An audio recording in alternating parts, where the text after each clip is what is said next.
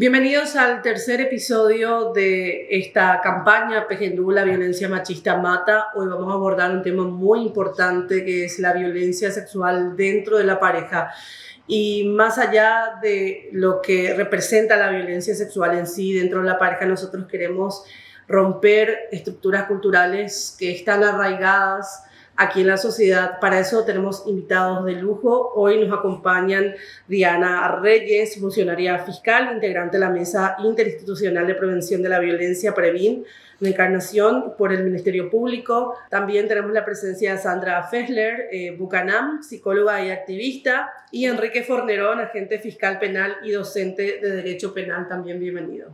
Hoy vamos a hablar de un tema que es incómodo, pero muy necesario. Incómodo porque hay que revisar creencias que están arraigadas y también entender que el silencio nos hace cómplices y también es una forma de violencia, la violencia sexual dentro de la pareja.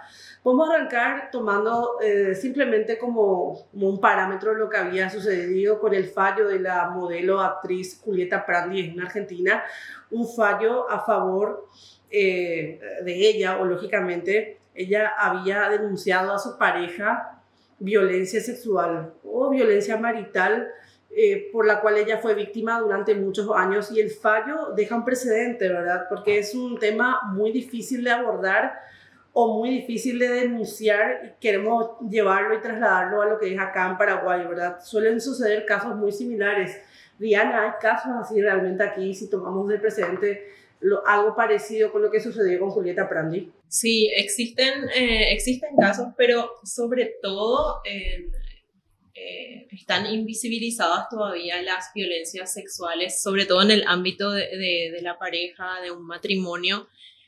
Fundamentalmente se denuncian violencia física, violencia psicológica, y es como que las mujeres no son conscientes de que eso está sucediendo. De hecho, pasa un montón de tiempo hasta que la mujer toma conciencia, digamos, de que está siendo víctima de violencia.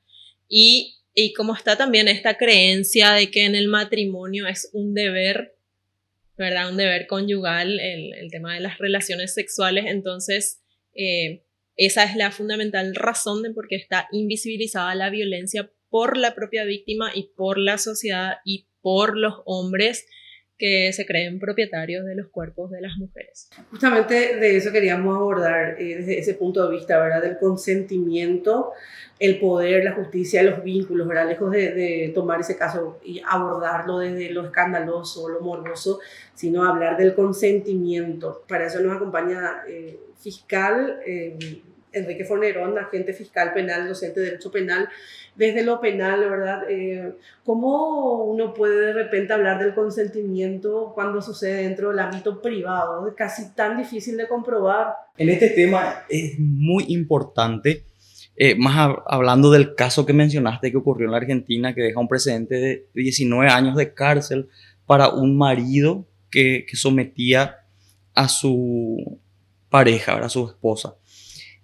¿Por qué digo que es importante insistir un poco en las diferencias conceptuales? Argentina castiga el abuso sexual en adultos, ¿sí? En todas sus formas y en todos los escenarios. Y habla de abuso. ¿Por qué? Porque cuando hablamos de abuso, estamos reconociendo que la víctima está en una condición de vulnerabilidad en varios aspectos, no solo en fuerza. Paraguay no utiliza ese término en adultos, utiliza coacción sexual. ¿Por qué? Porque lo que el legislador en el ordenamiento jurídico estableció es que para que haya violencia sexual penal o hecho punible en este tipo de casos, la víctima tiene que ser coaccionada mediante fuerza o amenaza. Entonces, también es importante hablar de esas diferencias conceptuales en el sentido de que para que acá en Paraguay haya una sanción de esa magnitud, de 10 años de cárcel o inclusive un poco más, hay elementos que en otros ordenamientos jurídicos de otros estados no se exigen. Por ejemplo, en Paraguay tiene que haber fuerza o amenaza. ¿Y por qué digo esto? Porque también hay otros hechos o tipos legales, como por ejemplo el abuso sexual en personas indefensas, que castiga con baja cantidad de pena. Por ejemplo, creo que va hasta 3 años, 5 años, abuso sexual en personas discapacitadas,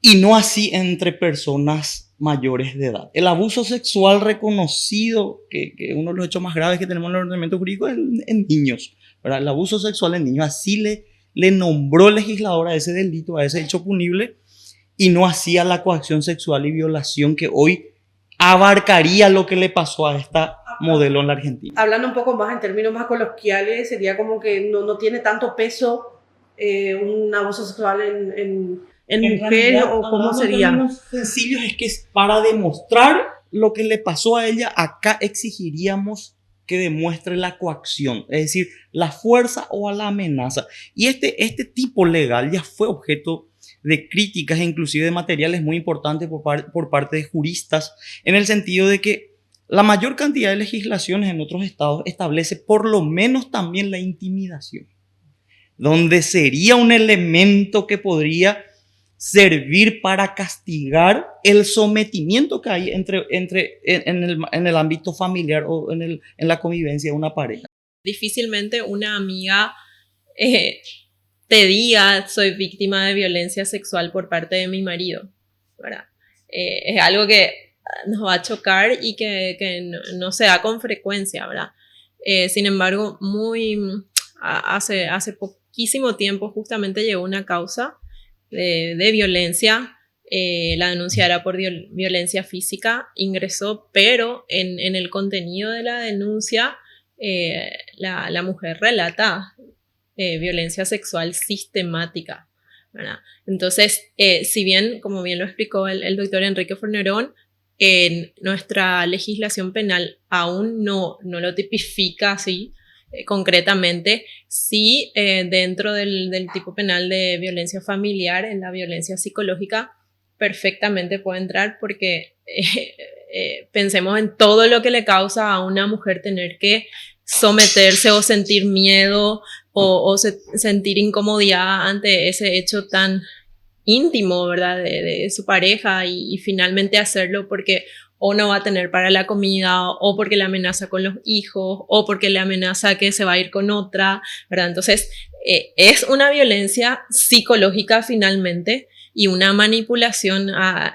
escala inimaginable lo que hace el hombre en su pareja, ¿verdad? A veces hasta se quiere minimizar el hecho que la mujer diga: no, hace lo que le duele la cabeza, o quizás son excusas o caminos que uno busca para tratar de huir de esa situación incómoda, ¿verdad?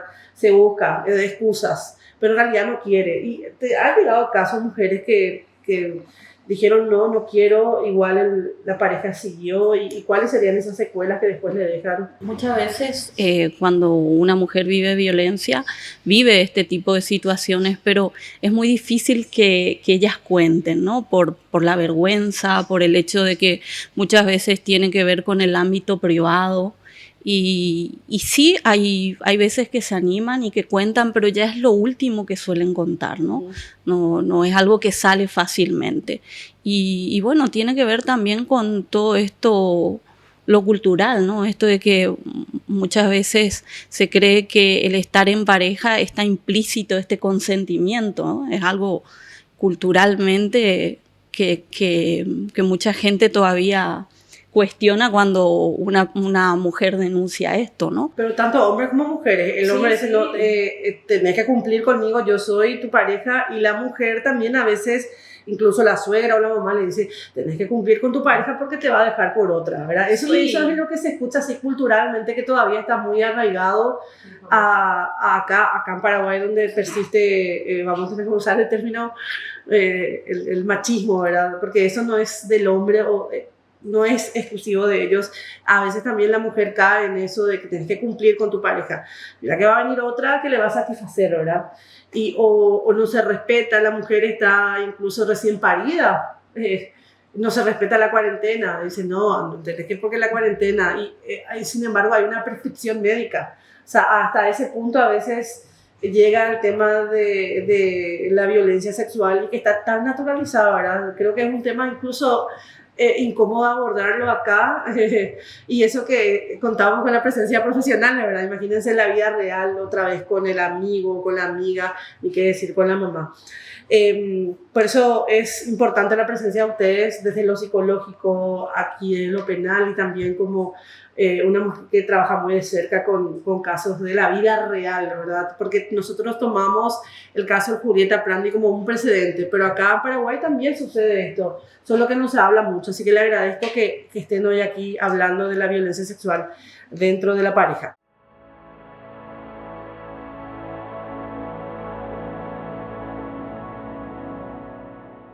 Y seguimos hablando nosotros de la violencia sexual dentro de la pareja, y ahora sí vamos a hablar de un plano más nacional, porque existe una ley que protege a la mujer, que es la ley 5777, pero ¿qué es lo que protege realmente o concretamente, verdad? Se habla mucho de la ley en sí, pero en el plano real, ¿de qué se trata? Y para eso la abogada Diana nos va a comentar un poquito más, ¿verdad?, de qué es la ley y qué tipos de violencia reconoce. Efectivamente, Angélica, la ley 5777 de protección integral a las mujeres contra toda forma de violencia establece las formas de violencia justamente que esta ley enmarca o protege o quiere abarcar, ¿verdad? Entre ellas está la violencia sexual, y la define como toda acción que implica la vulneración del derecho de la mujer de decidir libremente acerca de su vida sexual a través de cualquier forma de amenaza, coacción o intimidación, ¿verdad? Y acá es muy importante que entendamos también el tema de la sexualidad de la mujer, porque siempre se habla, cuando hablamos de violencia sexual, pensamos solo en el consentimiento, ¿verdad? Y mucho está, y tiene que ver también con nuestra cultura, de verdad, que no hablamos del deseo de la mujer. Siempre como que todo está centralizado en el deseo del hombre. Por eso justamente es un deber conyugal, ¿verdad? Por eso el noviecito le pide la prueba de amor a la novia. O sea, siempre es para el deseo masculino, o el famoso que los hombres siempre quieren. Entonces, sistemáticamente el deseo de la mujer está siendo invisibilizado, y nosotras mismas tenemos vergüenza de hablar de nuestros deseos. Entonces, la violencia sexual implica primero ser conscientes de que tenemos deseos, aceptarlos y validarlos y disfrutarlos con libertad, ¿verdad? Y obviamente después viene lo del consentimiento, y el consentimiento tiene que ser libre, claro, y tiene que ser con entusiasmo. Pero la ley no contempla en sí, si uno googlea o busca la ley 5777, ¿habla del consentimiento? No habla del consentimiento, no habla del consentimiento. Es un error que no se hable del consentimiento dentro de esta ley que fue pensado para proteger a las mujeres. No, yo creo que ya son conceptos que van, obviamente, la voluntad de la mujer, y la voluntad tiene que ver con el consentimiento, con decidirlo, y esa decisión tiene que ser, digamos, expresada, no es un estoy callada y ya consentí. Bueno, pero sí, la violencia sexual sí está contemplada como tal en la ley. Sí, totalmente.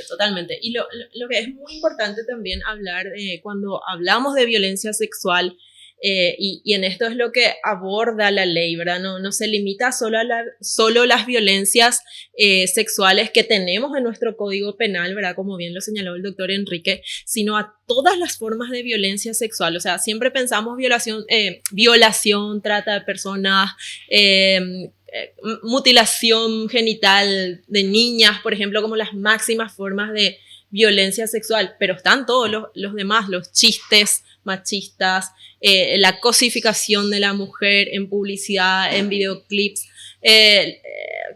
las formas del derecho de los varones sobre las mujeres, sobre su pareja. Pero entonces, sobre el cuerpo, la extorsión, el sexting, ¿cómo se llama? La extorsión con fotografías sexuales, ¿verdad? O sexualizadas. Hay un sinfín de formas de ejercer violencia sexual que a lo mejor no están penalizadas aún en nuestra legislación, pero es muy importante que a partir de esta ley podamos hablarlo, desarrollarlo para justamente prevenir, sobre todo en la población más joven, ¿verdad? que es la que está más expuesta por el sinfín de medios que existen hoy en día. No habla del consentimiento, pero de la voluntad, que al final no es lo mismo, pero va por el mismo camino, digamos, ¿verdad? De contemplar siempre que se respete el derecho de la mujer, porque esta ley está pensada para ellas, ¿verdad? Qué importante hablar de qué es lo que nos protege, y generó mucha controversia. Las mujeres tienen tantas leyes a favor, ¿verdad? Como figura masculina y también en una posición de poder, siendo fiscal penal. ¿Qué opinión le merece esta ley? ¿Le falta, hay algunos puntos que mejorar, algunos vacíos legales? ¿Qué opina, doctor? Bueno, nosotros desde que empezamos a trabajar con esta ley, lo primero que siempre hacemos es acotar de que esta ley es una ley de políticas públicas, no es una ley penal, es decir, no todas las formas de violencia que prevé esta ley está castigada con sanción penal, con privación de libertad. Eso es importante. ¿Qué significa eso? Así, Sí, significa claro, que acá, por ejemplo, la ley 5.777 prevé violencia laboral, violencia institucional, violencia política, patrimonial, económica, telemática, mediática, física, sexual, psicológica, ¿verdad? Violencia familiar en sí. Y no todas estas formas de violencia tienen sanción de privación de libertad, es decir, no tienen pena privativa de libertad. Algunas de estas formas de violencia sí están amparadas también en el Código Penal o en una ley penal, pero no todas. Lo que sí, todas las formas de violencia contra una mujer tienen medidas de protección. Es decir, una mujer que es víctima de cualquiera de estas formas de violencia pueden acudir ante la justicia para ser protegidas. No así el agresor o la agresora tener una sanción de pena privativa de libertad. Entonces siempre decimos, recuerden, no todo lo que está aquí tiene pena privativa de libertad, sino son formas de violencia que se previeron para establecer mecanismos de protección. Cuando hablamos también de algunas falencias en cuanto a la ley, realmente más nos referimos a la efectivización de las letras de esta ley, ¿verdad? En cuanto a protección se refiere, por ejemplo, y también en cuanto a la reeducación de la persona agresora. Usaste una palabra clave que es reeducar, pero desde lo psicológico, una persona que es violenta en cualquier ámbito, generalmente, como dijo la abogada aquí, se empieza con la violencia psicológica, física y lo más grave hasta lo sexual, ¿verdad? Entonces, ¿se puede reeducar desde psicológicamente? ¿Tiene arreglo una persona? No sé si esa es la palabra correcta. Sí, la violencia es algo aprendido y se puede reeducar, ¿no? Es cierto también que tienen que recibir tratamiento por medio de psicólogos hombres generalmente, porque muchos hombres que ejercen violencia no aceptan que las mujeres le digan que a las mujeres no se les violenta, ¿no? Entonces tienen que ser psicólogos hombres.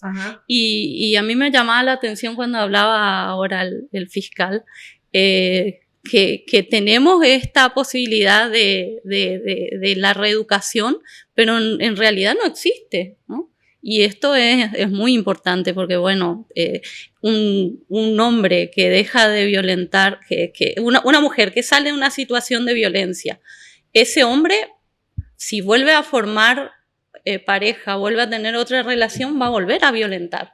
Entonces, él tendría que pasar por un proceso de psicoeducación, un tratamiento, tendría que hacer algo, pero si no tenemos esa posibilidad. Creo que en Paraguay, ahora en el caso de abusos sexuales en niños, ya hay un registro, pero no así para los agresores contra las mujeres, por ejemplo. No, o sea, siempre yo digo que es muy necesario tener un registro de agresores violentos, ¿verdad? En el sentido de que si voy a tener novio, primero buscarle ahí y a ver si está en ese registro. Porque, sinceramente, nosotros en Fiscalía tenemos, por ejemplo, hay unos cuantos que tienen más de 30 reincidentes, y vos ves las 3, 4 mujeres que pasan por esa persona y no sé si no se enteran de sus antecedentes o no sé cuál va a ser realmente el inconveniente con esa persona. Entonces, evidentemente, todavía nuestra ley 5777 no llegó a ese punto de la reeducación y de ocuparse realmente del agresor. Justamente por eso es tan difícil denunciar, por todo lo que va a pasar esa víctima. Y al final la víctima es la que sufre todo el escrutinio social y el agresor sigue, a veces reincidente, y no pasa nada, no hay consecuencias reales, salvo que exista una pena, ¿verdad? Así. Y ahí entra lo que decía el doctor, ¿verdad? Pero no todos los casos. Y una pregunta crucial aquí para la psicóloga es: ¿por qué le cuesta tanto a una mujer denunciar que es víctima de violencia sexual? Sí, y de todos los tipos de violencia cuesta, ¿no? Pero porque es el más sí. íntimo, digamos. Y la mujer va a tener que, generalmente cuando pasan por un proceso judicial, tienen que probar cosas que son muy difíciles de probar, ¿no? Ya decía recién el fiscal esto de que tienen que demostrar de que hubo fuerza, y cuando hablamos de abuso sexual muchas veces no media la fuerza, sino que hay situaciones de chantaje, de manipulación, de amenazas, ¿sí? De silencio, estos silencios incómodos en la pareja que muchas veces, para que no siga ocurriendo esto, la mujer accede sin consentir. Entonces, y muchas veces también las situaciones de violencia hacen que las mujeres que viven estas situaciones descrean de sí mismas, ¿no? Ellas mismas creen que hicieron algo, que propició esto, porque muchas veces el agresor dice, bueno, hice esto porque vos hiciste esto. Y después hay otro tipo de situaciones como la amenaza, la infidelidad, amenazas de quitarle los hijos, la violencia vicaria, ¿no? Esto de que estamos viendo tan seguido que muchas veces el hombre, cuando la mujer deja la relación, violentan a sus hijos e hijas, incluso los matan, ¿no? Uh-huh. Entonces, hay muchas situaciones, el miedo, el control que estos hombres ejercen. En el caso de Julieta Prandi, por ejemplo, él llegó a manejar hasta sus cuentas. Mucha gente decía, bueno, una mujer formada, que tiene independencia económica, lo que creemos, ¿no? Pero él manejaba hasta sus cuentas, ejercía un control total sobre ella. Entonces es muy difícil de salir de ese tipo de situaciones. Uh-huh. Entonces, supongamos que se da el primer paso, que es lo más difícil de denunciar, pero en la realidad, ¿con qué se encuentra? ¿Cuál sería? El paso 1 es aceptar que hay un caso de violencia. Ahora, ustedes que están con las leyes y demás, yo, Angélica, o una persona, voy a denunciar, ¿con qué me encuentro? ¿Cuáles serían esos pasos? ¿Y hay una ayuda real o no? En la ley están previstas el sistema de protección, de acompañamiento, sí, de acompañamiento y atención. No obstante, este sistema todavía tiene fallas, ¿verdad? Tiene fallas, eso hay que decirlo. Y también tiene que ver con una falta de cultura por parte de los operadores jurídicos también en visualizar esas violencias y todo lo que le costó a esa mujer el proceso interno para decidirse a formular finalmente una denuncia y contarlo, ¿verdad? Eso es muy difícil, que una persona que no esté pasando eso pueda realizarlo, y una vez que uno toma conciencia, poder brindar esa atención con perspectiva de género, como dicen nuestros protocolos, ¿verdad?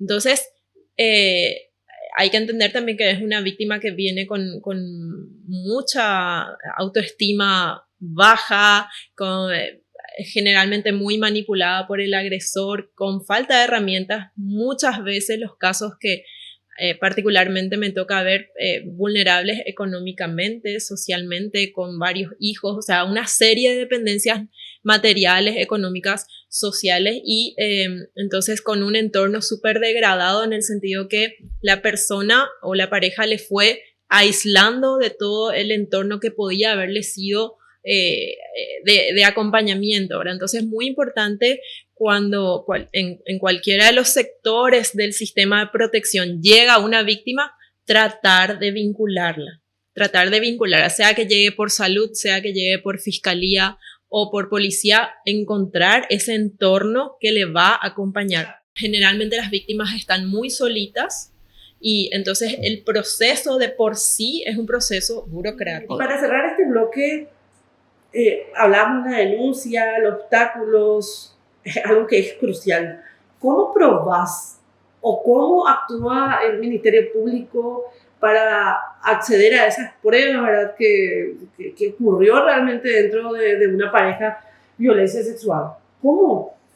¿Cuáles serían esas herramientas? Porque ¿cómo? A no ser, no sea, una grabación no podés tener del momento exacto, es casi imposible.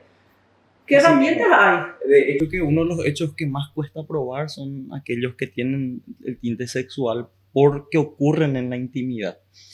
Hablamos ya de cualquier tipo de violencia sexual, inclusive abuso sexual en niños, coacción sexual o cualquier otra forma de violencia que tiene que ver con las parejas, ¿verdad? ¿Por qué? Porque ocurre justamente en la mayoría de los casos en el ámbito íntimo.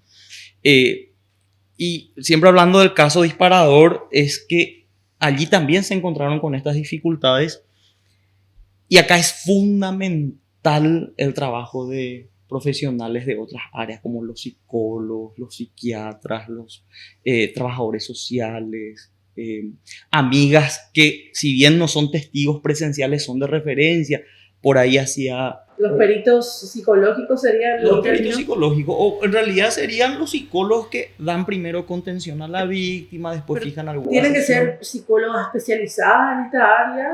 Y sería lo ideal, ¿verdad? Nosotros tenemos en el Ministerio Público psicólogas que están trabajando hace muchos años ya en todo tipo de hechos, principalmente en estos, y la experiencia también hace al maestro, es decir, con la experiencia ellos van fortaleciendo las técnicas, los test, las estrategias para obtener la información. Es difícil, pero se puede obtener pruebas de que hubo o hay violencia sexual dentro de la pareja, entonces. Y claro que se puede, totalmente. Ay, no importa el tiempo, los años. El tiempo solo importaría en una cuestión de prescripción de la posibilidad de lograr justicia. O sea, el tiempo importa, pero en cuanto a saber si hubo daños en algún momento de la vida de esta persona, claro que sí. Desde lo psicológico, Sí. evidentemente deja una secuela. ¿Se puede comprobar eso? Sí, se puede comprobar por medio de un peritaje psicológico y también sirve el relato de la víctima. Y bueno, como decían también acá la compañera y el compañero, que hay testimonios de las amistades, en el trabajo, hay situaciones que se pueden también acercar, ¿no? Pero yo pensaba un poquito en esto de que muchas veces le pedimos siempre a quienes viven estas situaciones que prueben, ¿no? Y eso es una de los mayores obstáculos para que muchas veces denuncien, en otros casos abandonan el proceso, prefieren no seguir, porque es una situación en la que, aparte de todo lo vivido, tienen que probar y siempre está la mujer en sospecha, ¿no? Siempre la palabra del hombre tiene cierto valor y la mujer siempre se está buscando, bueno, ¿cuál es el propósito detrás de esta denuncia? ¿Cuál es el beneficio oculto? ¿Por qué hizo esto? ¿Por despecho o por alguna cuestión emocional? Siempre no se recién denunció. Eso, ¿no? La palabra, históricamente la palabra de las mujeres Tiene menos peso. mucho menos valor y mucho menos peso que la de los hombres, ¿no? O sea, se cuestiona más. Claro, y aparte recordemos que una mujer cuando llega a esta instancia no tiene un relato tan coherente ni tan seguro como el hombre que fue el que violentó. La mujer llega muy rota, entonces llega descreyendo en ella misma, con una autoestima muy destrozada, con un síndrome muchas veces de indefensión. Entonces es un relato también, en muchos casos, cuando no se maneja la temática de violencia basada en género, que que no colabora tampoco cuando no se tiene esa mirada, ¿no? Por parte de la justicia, ¿no? Para cerrar este bloque, desde el Ministerio Público se puede entonces comprobar si hay avances, están preparados los funcionarios, hay conciencia de género hoy en día para poder abordar este tipo de denuncias de violencia sexual dentro de la pareja. En realidad el Ministerio Público ha organizado varias veces cursos que tienen que ver con esto, capacitaciones justamente para lograr que el funcionario tenga la capacidad y la perspectiva para atender este tipo de casos. No decimos que estamos al 100% preparados, pero sí se procura el día a día que cada funcionario tenga esa preparación, esa capacitación, esa humanización en el servicio que presta para lograr adquirir o obtener la información y armar el caso como corresponde. Sí, exactamente. Esto tiene que ver también con el constante recambio también que existe de agentes fiscales y funcionarios que van ascendiendo o trasladándose. Entonces, los cursos siempre son limitados a cierta cantidad de participantes. Entonces, siempre de los, no sé, 150 funcionarios, no 150 se capacitan al mismo tiempo. Entonces, cada año estamos tratando de capacitar a mayor número de funcionarios.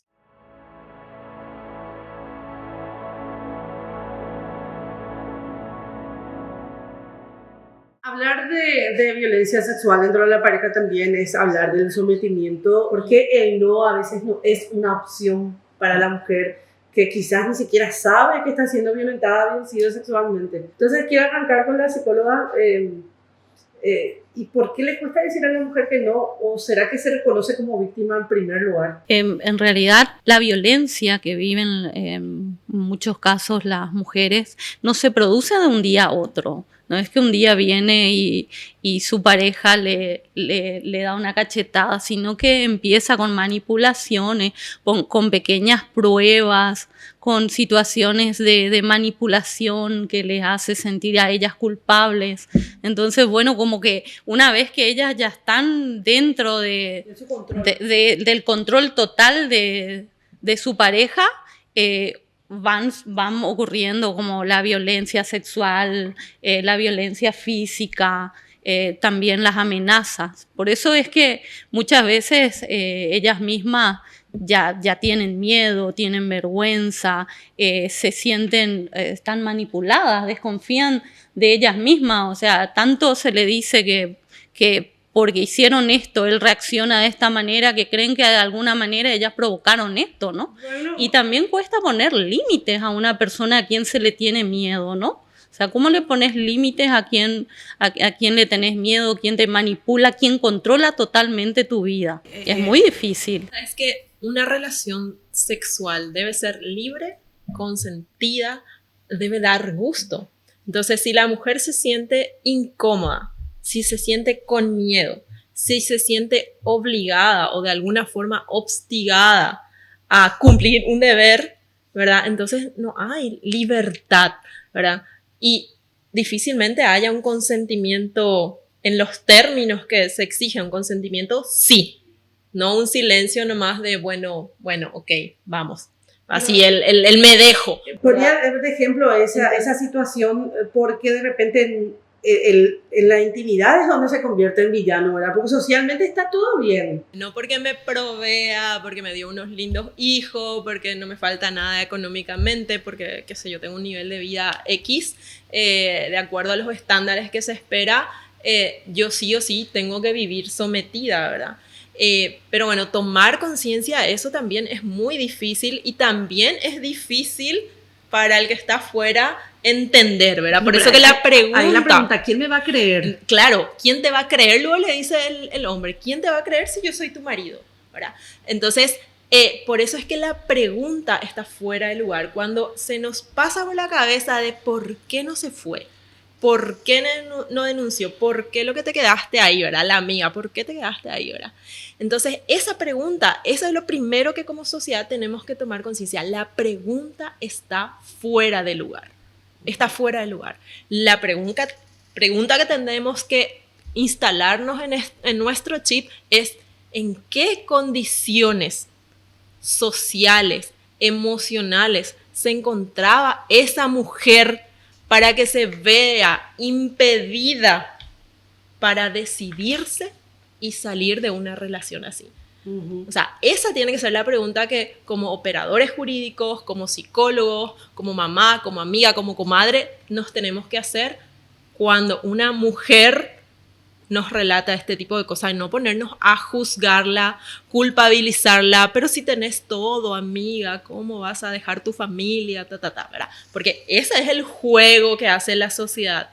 Es el mismo juego que ella tiene en la intimidad y también le hace la sociedad. Por eso es tan difícil decidirse y salir. Este tema muchas veces se plantea como un problema a mujeres, pero claramente no lo es, ¿verdad? Entonces el varón también se tiene que reeducar y quiero traer a la mesa algo central, ¿verdad? Esto, ya lo decían, reeducación de los varones, pero ¿cómo? O sea, ¿qué nos enseña este caso de Prandi, ¿verdad? De tomarlo por... Vuelvo a insistir, tomamos de ejemplo este caso de Julieta Prandi porque hubo un fallo, o sea, hay una sentencia. No sé si acá en Paraguay hay un antecedente similar, desconozco sinceramente, pero entonces, si nosotros nos trasladamos aquí al plano nacional, ¿verdad? ¿Qué nos deja de enseñanza o cómo los varones pueden actuar a partir de esto, ¿verdad? ¿Será que van a tomar conciencia? Si acá en Paraguay realmente las mujeres alzaran la voz con respecto a la violencia sexual dentro de la intimidad, los varones cambiarían un poquito. ¿Va a haber un antes, un después o no, fiscal? Bueno, acá hoy hablábamos de que todo esto tiene que ver con un aspecto cultural, ¿verdad? Y definitivamente va a ser más fácil socialmente hablando que eduquemos desde el vamos, ¿verdad? Al varón niño, al varón adolescente, al varón adulto. En el sentido de incluir un poco dentro de esta educación, principalmente los valores, ¿verdad? Porque decía muy bien Diana, el acto sexual tiene que ser libre, consensuado. Debe haber un respeto. Por eso yo creo que otra gran pregunta en este tema es consentimiento o sometimiento, porque en realidad el sometimiento es el que permite que ocurran este tipo de actos dentro del ámbito familiar o de pareja. Por eso hoy metí la ley penal, porque tiene que ver con un concepto. Diana bien lo decía, si hoy una mujer recibe este tipo de trato sexual de parte de su marido, es decir, que él cuando él quiere tienen relaciones sexuales, y ella simplemente se calla, él no la agrede a ese efecto, se va a poder castigar como violencia familiar, pero no como delito sexual, por el concepto que utiliza el legislador. Por eso hablaba nomás la diferencia con la Argentina. La Argentina incluye el abuso sexual también en adultos, es decir, cuando alguien en una situación de poder, porque soy el que tiene plata, porque soy el que trabajo, porque soy el que te conseguí esto, porque soy el que mantengo a tu mamá, porque soy el que o pagué la operación de tu sobrino, porque hago lo que quiero contigo y vos cerrás la boca. Hoy decían el no, ni siquiera el no es necesario, porque el acto sexual sano o permitido es el acto consensuado, en el que por algún gesto, sea palabra o sea seña, alguien dice que está de acuerdo o no, consciente o no, pero otro tipo de acto sexual no está permitido. Eso hay que desaprender, como decía Diana, desaprender muchas cosas e ir aprendiendo. Y es el momento, nunca es tarde para ir enseñando desde el vamos, ¿verdad? Esta pregunta va para vos. ¿Qué rol juega el silencio entre los varones? Porque no sé si esto es un tema de conversación. Sí, realmente muy bien, hoy lo decían, a la mujer les cuesta hablar de algo íntimo, también a los varones, ¿verdad? No, es que... ¿Más a los varones? Porque según lo que se suele escuchar, a veces hasta es como un fanfarroneo decir, anoche a mi mujer no quería, pero yo igual, porque ella tiene que... Se suele escuchar. Y es algo de lo que suelen presumir también, supuestamente, ¿verdad? Por eso esta pregunta es específica. Si se habla o no se habla, o el silencio es también complicidad. Bueno, el tema acá es que volvemos al machismo, y el machismo tiene que ver con el ego también, ¿verdad? Es decir, el varón que quiere sentirse activo, ¿verdad? Y que por ahí en los comentarios, por eso hoy Diana decía muy bien, no es solo la violencia en sí, sino también lo que se dice, ¿verdad? Cómo se dice cuando se trata de este tipo de temas. Y yo creo que en cuanto a los varones, sí, una cuestión machista tiene que ver con expresar algunos puntos que uno vive con su pareja. Che, yo ayer eché un polvo, aunque se hizo la difícil, pero no sé si tan real sea. Me dijo que le dolía la cabeza, supuestamente. Sí, ¿verdad? No sé si tan real sea, pero por lo menos tiene que ver a veces con el ego, ¿verdad? De querer mostrar ante el resto o ante otras mujeres, incluso puede ser que está activo y que su vida sexual es activa.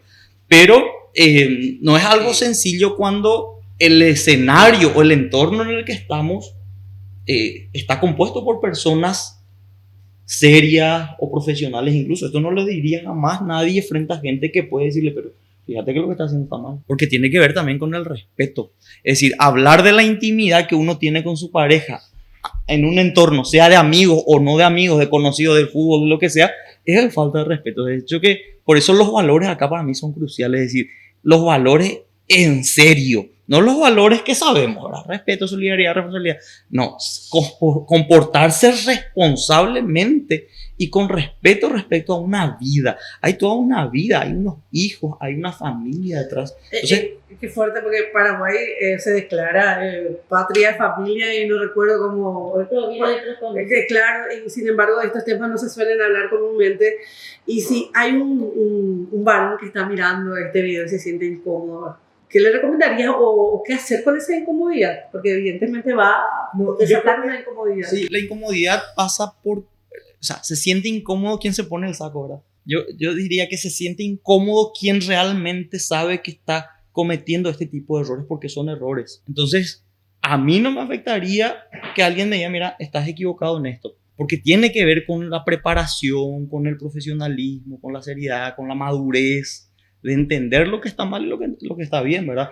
Pero yo sé que va a causar incomodidad porque el machismo puro implica, no, déjate joder, eso es cosa de... Por eso es importante tener la perspectiva, ¿verdad? Entender que esto viene de la historia, que esto viene de generaciones anteriores y que se sigue repitiendo, porque hoy se sigue teniendo eso que ustedes decían, madres que dicen, no, aguantá, ya tenés 2 hijos, ¿qué vas a hacer si se deja de vos te vas a quedar con los niños, él va a ir a hacer otra familia? Es decir, esto viene del vamos y todavía no termina. Entonces es ir en cada generación insistiendo en desaprender ese tipo de conceptos y aprendiendo los nuevos conceptos. En estas conversaciones entre hombres, también cuestionar, ¿no? O sea, que un hombre le diga esto a otro hombre es muy importante. Que le diga, no, o sea, lo que vos estás haciendo es violencia. ¿Cómo haces esto? Porque ellos están alardeando, como decías recién, de una situación que se supone que es buena, o sea, que a él le hace superior. Pero si otro hombre le cuestiona y le dice lo que vos estás haciendo es violencia, o sea, ¿cómo te atreviste a hacer esto? Ese hombre también va a empezar a reflexionar acerca de esto. Es muy importante cuestionar, que los hombres cuestionen a los hombres sobre estas prácticas. Y con respecto a lo que vos decías hoy sobre el tema de la educación, yo creo que es muy importante la educación integral de la sexualidad en todas las etapas de la vida, desde el inicio escolar. Es muy importante porque desde ahí se empieza a hablar desde la prevención en niños, niñas muy chiquitos, de cuidar su cuerpo, cómo decir que no, poner límites acerca de nuestros cuerpos, y una mujer que se cría en un hogar en el que se hable de sexualidad, que es muy difícil eso. O sea, si hablamos con nuestras amigas y le hacemos una práctica y le decimos, ¿a quiénes le hablaron de sexualidad en sus casas? Son muy pocas las que les van a decir que sí. Porque por ahí querían hablarles, pero les hablaban desde el no o desde la falta de conocimiento. La familia no está preparada. En Paraguay es solamente la reproducción sexual. Sí. Y abarca mucho más que el coito en sí. Claro, y no la prevención del abuso, de relaciones consentidas, que es el consentimiento, relaciones sanas. en el que, bueno, la violencia, que podamos detectar a tiempo y pronto la violencia. Cuando una amiga empieza una relación y cambia de número o empieza a evitar verte, ya no se junta con el grupo de amigas, evita estar con otros varones, dejó de salir, dejó sus redes, tanto la familia, las amistades, dejó de hacer las cosas que le gustaban también. Ojo, ¿qué está pasando ahí? O sea, miremos, y eso solamente con educación sexual, porque hay gente como nosotras que si no lo vimos en el transcurso de nuestra vida, ya difícil que podamos pasar por... Muy pocas somos las que por ahí tenemos la posibilidad de participar de una capacitación, pero en las escuelas van todos los niños y las niñas y es interesante que puedan acceder a eso. Y para cerrar este bloque no queremos centrarnos, esto no es un debate contra los varones, es una conversación a favor de vínculos libres, deseados y sin miedo.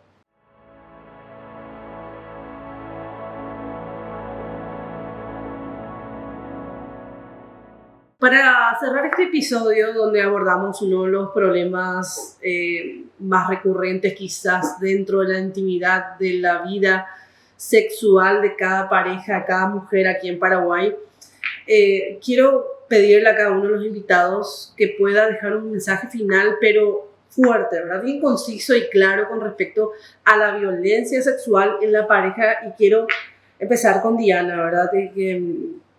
¿Cuál sería un mensaje de repente para las mujeres que están atravesando por este tipo de situaciones, ¿verdad? Porque de que las hay.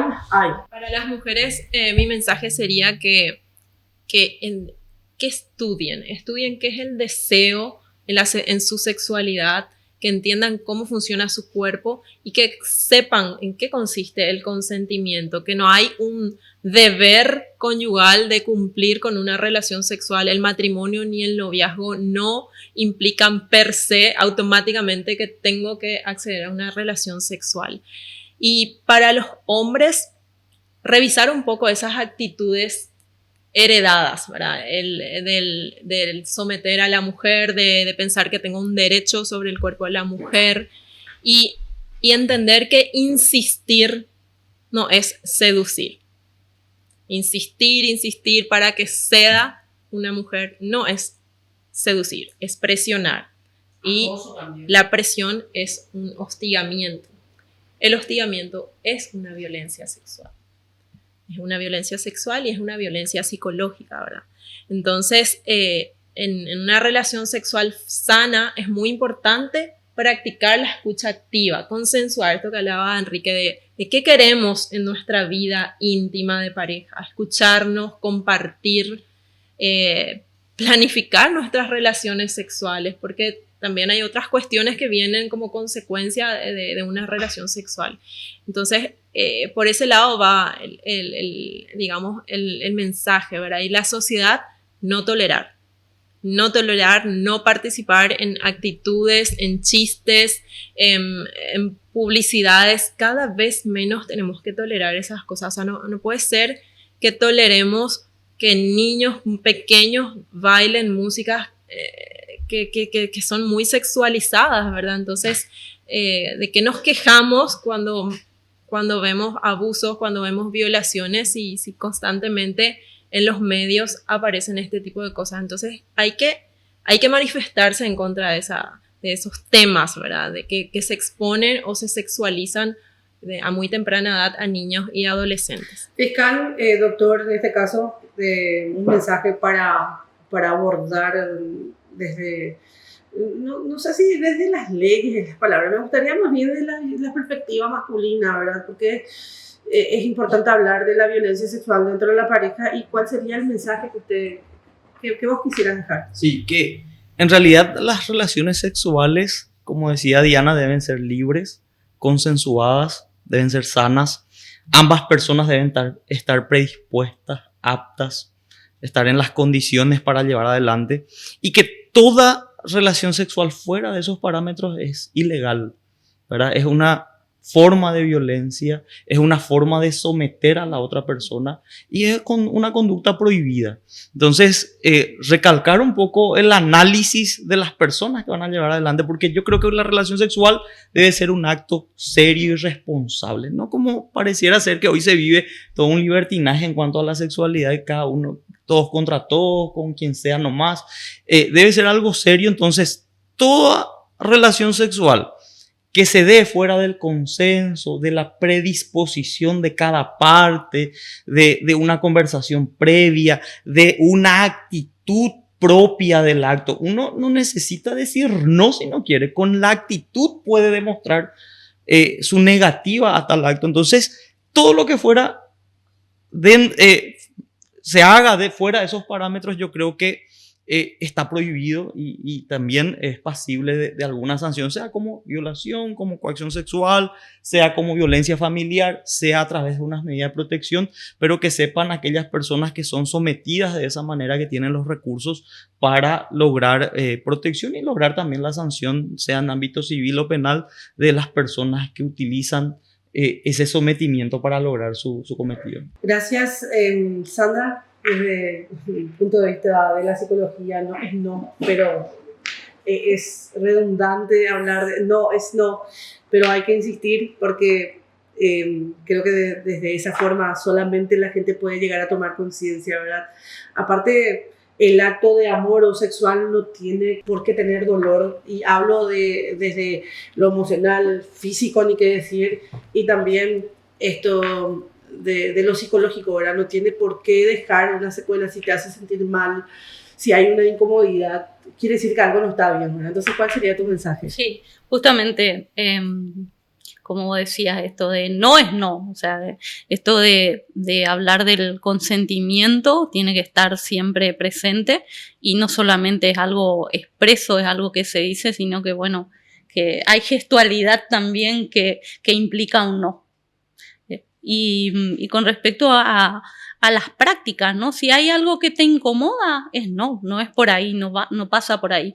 Y también tener en cuenta el deseo de las personas que participan en un encuentro sexual y como un espacio de encuentro en el que nos sentamos, las personas se sientan libres y respetadas en su decisión.